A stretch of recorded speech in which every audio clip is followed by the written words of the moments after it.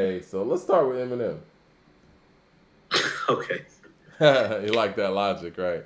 Let's start with Not at Eminem. all. You know what? These are the five, and I don't know if we're in agreement in the order, but I think the Eminem Show is Eminem's best album. His second best album to me is the Slim Shady LP. Then I'm going to Marshall Mathers LP.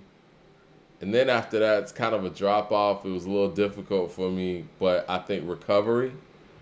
And just going track for track today, I was listening to the Marshall Mathers LP2, and I was listening to Relapse. Not a big fan of either one of them, to be perfectly honest with you, but you're right. I think the Marshall Mathers LP2 is probably in that number five spot. I was Um, actually thinking about what you said about recovery. So listen to recovery on the way home from Stone Mountain because I mhm. figured, well, hey, got another hour and a half in the car. Nothing more depressing than listening to Eminem and in the rain and in traffic and on Friday. Right. Right, right. So that's what I did. I don't know if relapse or how about this? I would actually, I mean, and this is just for me. I have You're the one for people that think that I always state my opinion as facts. Mike has turned me on very many things, much like I turned Mike on very many things. One of the things Mike has turned me on is that I'm going to agree with you that the Eminem Show is his best piece of work, not the Marshall Mathers LP. So I have the Eminem Show at number one, like you do, but I have the Marshall Mathers LP at number two. I'm not mad at that. I have the I Slim just Shady LP. personally like the Slim Shady LP No, and and you his want to know approach what? better. I remember the hip hop listener in me went back and listened to some of that stuff, and it's like I remember hearing that for the first time. Well, it was really innovative and creative to hear a Yeah, white dude. Brain Damage was new. I mean, that was very Slick Rick ish the way he handled that record. Oh, I like that contextualization. Very Yeah, slick Rickish. Yes, brain damage is okay. yeah. I can see that. Yeah, I never thought of it that way, but that's a dope way of And looking I at it. thought, what was it, 97 Bonnie and Clyde, as twisted as it was brilliant. Hmm. Very great songwriting.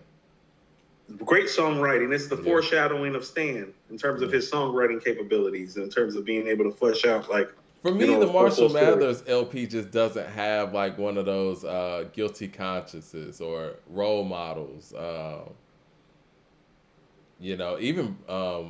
Even not Brain Damage, but Rock Bottom. It doesn't You know have what those I'll tell you? moments for me. You know what I tell you when you frame it like that, Mike? It says that I might love Stan in the way I am too much and be giving it too much credit when you say that. Because when you named all those records off the Slim Shady LP, I was like, he's right. A lot more balance on the Slim Well, Shady no, I LP. just enjoy Yeah, listening to those records beginning to end more. It's like outside of the way I am and Stan, when you named all those other records, it's like I probably might want to prefer to hear those records over the records that are on the Slim Shady. I mean, on the Marshall Mathers LP. DeCarlo says Bad Meets Evil should be in there. Doesn't count. Yeah, we're kind of going on solo things. And the other thing about the Marshall Mathers LP, it kind of does one of those things that I hate when artists do. And my favorite artist, Michael Jackson, got to a point in his career where he was doing this too. The Marshall Mathers LP was about being famous. You know what I'm saying? And it's It funny was that about his fame. It huh? was about fame. Yeah. Yeah. And it's funny his third album where he, was even more famous wasn't really about that. And yeah, Marshall Mathers LP was more so about pop culture. Even your favorite song, Stan, and a lot of people's favorite No, song. The Way I Am is my favorite song. Okay, well, a lot of people's favorite song is Stan, and The Way I Am is about fame too. Like No, having to I never. complain about being famous and all the pressures that come with it. I honestly, I get it. That's where your life is, and I respect the fact that's what people are doing when they get to that point. But me as a fan, I don't connect with that, and I really don't care. You know what I'm saying? Like, I did connect with it yeah, because you want to know what? Like, I thought everything was okay. It's like, well, what does this guy have to complain about? He's triple platinum on his first album. Let's contextualize that. yeah, Illmatic sells 300,000 copies. Slim Shady, 3 million copies. It's like, well, you're triple platinum. You got Dre behind you. You got Interscope behind you. So when I heard The Way I Am, it's like, oh, That was authentic to me. No, I get it, but see, my thing is when artists come with those albums, it kind of lets you, man, know, man, this ain't fun anymore.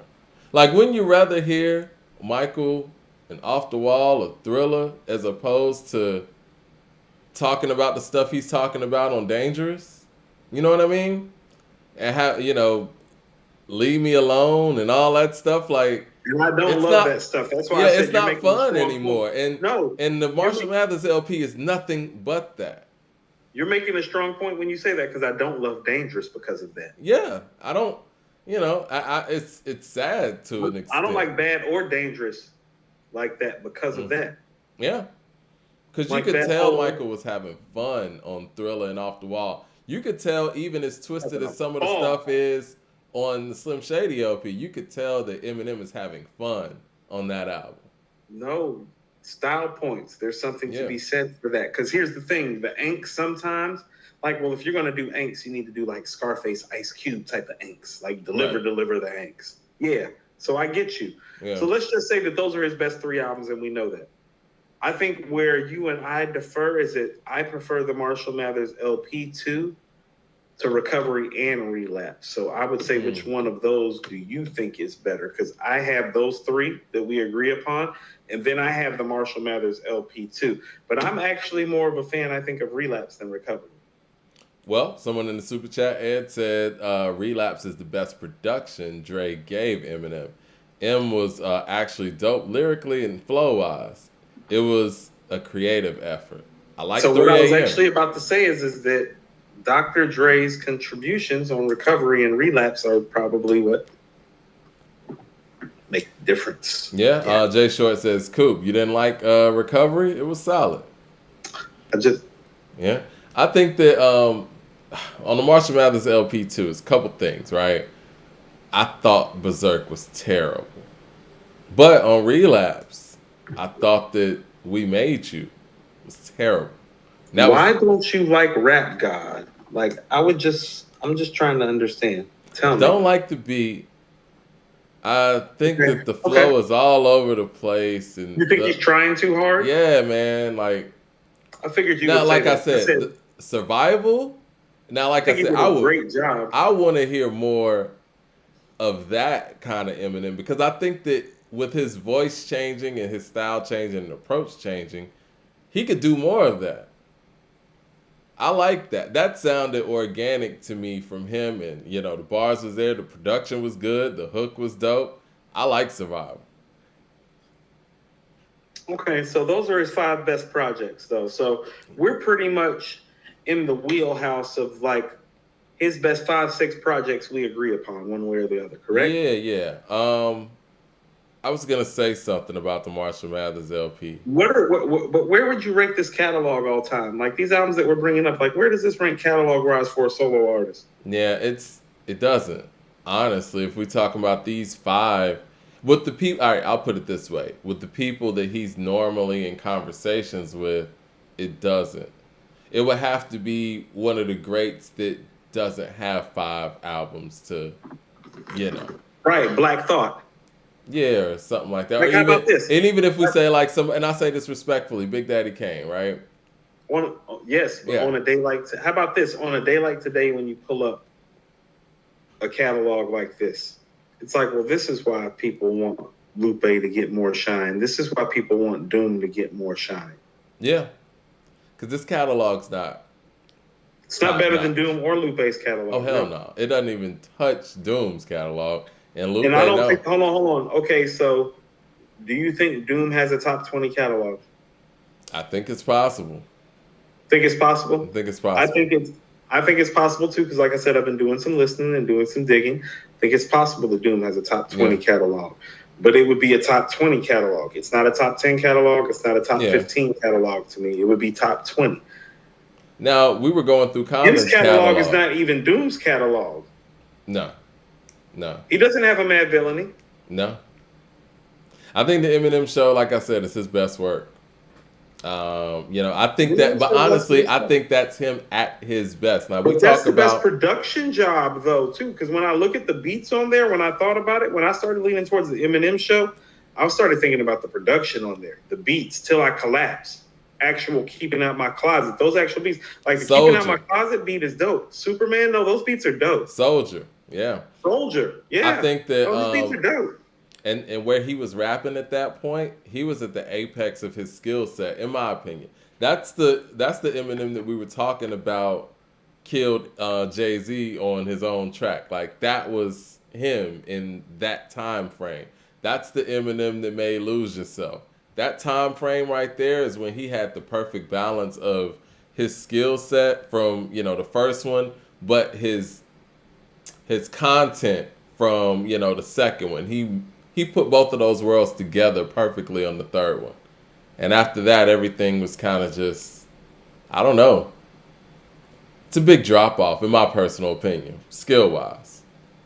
Right. And I know that, and we didn't address this last show, and I guess maybe it's the a perfect time to do it before we get to the next person. But I know Logic did an interview with Big Boy, and they were talking about people not appreciating Eminem, and if Eminem would have passed away, unfortunately, I think that's what Big Boy said. If he would have died, he would have been top 5 or something. And it's like, no, that's not the thing. I think that what people have noticed over the years is his catalog didn't age well with the rest of the people that we hold to that degree, and like you said, that lyrical miracle stuff doesn't make you make great music, and that doesn't just go for Eminem. That goes for everybody. No, There's been a lot of guys who've been incredible lyricists who don't have the catalog that people who they might be a little bit more lyrically inclined than have. Like Crooked Eye doesn't have Snoop Dogg's catalog. It just is what it is, and that's fine. I think that's a great way of putting it together because it's like, well, as I've always said, this is like, well, if it's like we're going to a rap battle, I got like 5 G's on me, right? And it's like, well, you're telling me it's like, well, Coop, you can take Corrupt or you can take Snoop. Yeah, come on, Corrupt, let's go. It's like Snoop. Snoop would tell you to take Corrupt. Like Snoop. We're taking your car because your car has all the marijuana that we want to smoke in it, but you're not stepping out the car to rip it off. All right, you feel what I'm saying? Yeah. You know what I'm saying? Like if Crooked Eye and even like what's another West Coast art like E40? Crooked Eye, E4. Are you talking about the compare that has the catalog? Let's say Too Short or something, right? I was thinking Short too. Yeah. It's like, no, I love me some Short and some 40 catalog wise, way more than Crooked Eye. Yeah. We hopping out that whip, we going to the corner, do this rap shit. Hey, 40, do me a favor. Hold me a seat right next to Steph Curry at the Dubs game. We about to go do this rap shit. And like I said, I'm sure he would tell you the same thing, like respectfully. And he respects the skill set of people who coming that way. I mean, that Snoop respects that skill set because he's been behind some of these rap battles. So he understands. When I be talking about 50, it's like ain't nobody in Queens pulling up with 50 when Nas and Prodigy and Cool G rapper from Queens. Yeah. Ain't nobody doing that. It's like it's like 50. It's like, you want to know what? I'm gonna tell you what I'm gonna do. I'm gonna try to pitch this idea to be a writer for Power for you because it's like I don't need you on no rap shit if we pulling up in the bridge, nigga. And you're telling me Nas and Cool G rap is around the corner. What do I need you for? Jay Short with the super chat says they let Eminem produce that Pac album and he's been musically cursed ever since.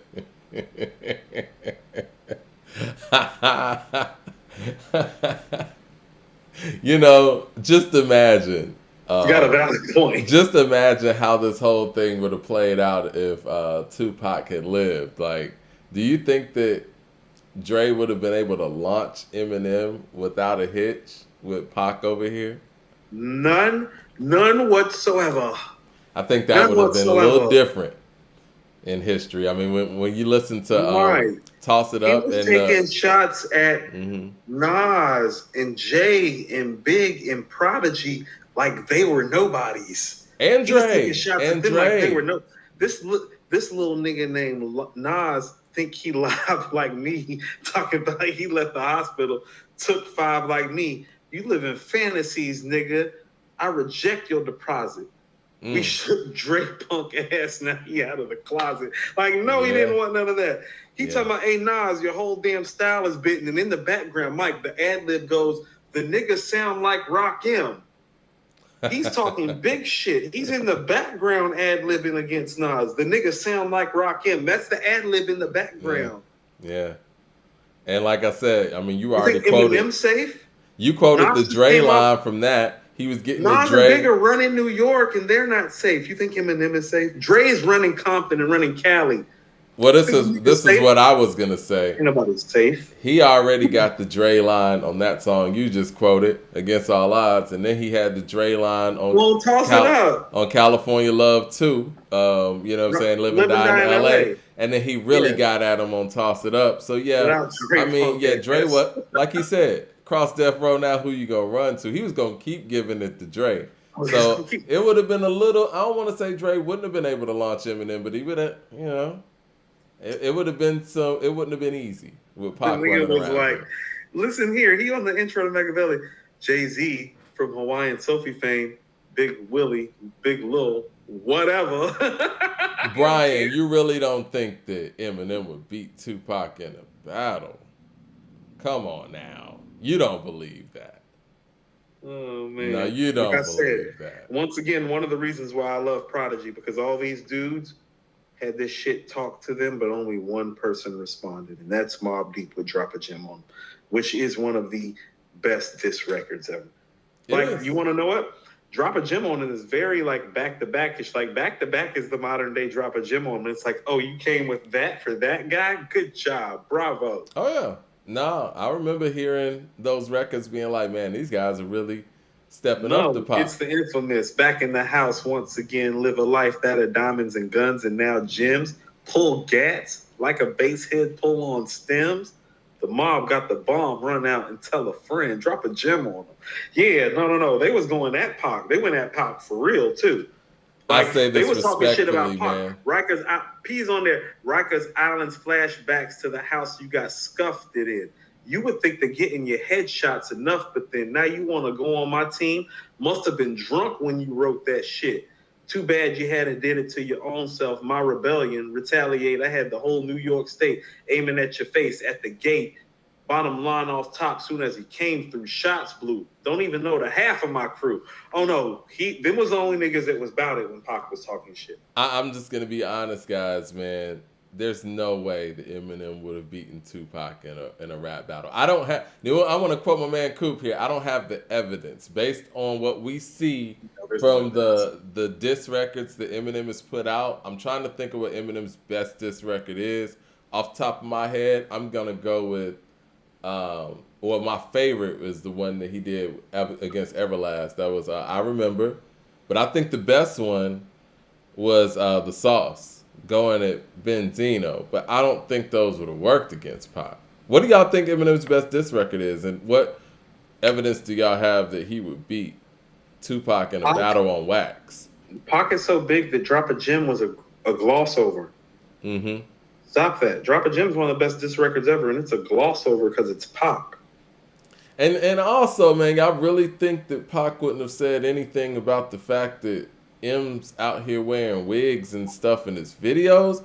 I don't know, man. That would have been real easy for Pac. I don't know. Especially rolling with Dre, he just would have been an easy target. He would have been He a would have target. been an easy target, man. You know, that whole "my bum is on your lips." He would have gotten all of that. He would have put all that in the record.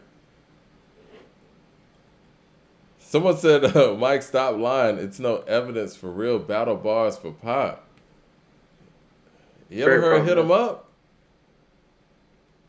People don't care about battle bars. What? He's just giving it to you straight up. What are the most lethal diss records? And I'm not a huge Hit 'em Up fan like that, but the most lethal diss records ever are No Vaseline, Hit 'em Up, We Say Ether as well. Those are direct. And I think that Eminem wouldn't be able to take a direct hit. He struggled with MGK, guys. And in my opinion, MGK got him. But I know y'all think my opinion's biased. Mad Max in the Super Chat says, Tupac was too aggressive for M. You got to be Biggie on Long Kiss Goodnight to beat Pac. Nas couldn't battle Pac. M got no chance. Oh, hold on. And let's get this straight, too. That's what I mean about I always gave Mob credit. those big shots are super ambiguous and super subtle, and I don't like them. If you're the king of New York and you're that dude, don't do all that ambiguous and subtle shit while Pac's coming for you.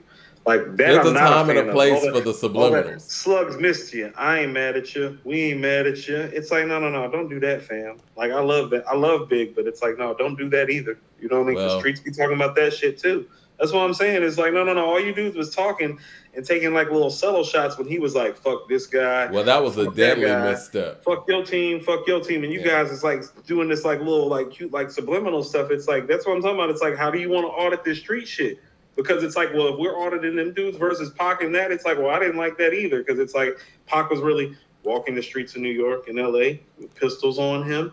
Ant Pac was Learn really living the says, life he was talking about. And he does make a point, even with the whole lines that he heard on the message. Because you got to keep in mind, it was written's getting made when All Eyes on Me is getting made. yeah, And they're using the same beat. All Eyes on Me and Street Dreams, same beat. He likes Nas. I Gave You Power. Me and My Girlfriend. yeah. The Message. Got shot, took a hot one, turned around and dropped son, caught a hot one. Somebody take this biscuit for the cops come. Like, Pac's taking that, like, no, no, no, nigga, you talking about the shit that I'm really living about. Like, when did that happen to Nas? Well, real. Ant Learn Like, with the Pac, super like, that chat happened to me. says, When did that happen to Nas? Ant Learn with the super chat says, I don't care much for diss songs when rappers don't say names. I don't care for subliminals. I'm with that. You know what I mean? And it's like, I get it. I think that there's a time and a place for subliminals, right? When there's somebody that you know is clout chasing on you and you got like a real clever subliminal that only them and their people know, then it's necessary. But if we talking about, everybody know what it is and everybody's waiting on your response, either don't respond or go all out. Inspector with Right. the super chat says Pac would have just talked on a record against Eminem, and that would have been enough, honestly. Because like I said, I think he would have had enough to go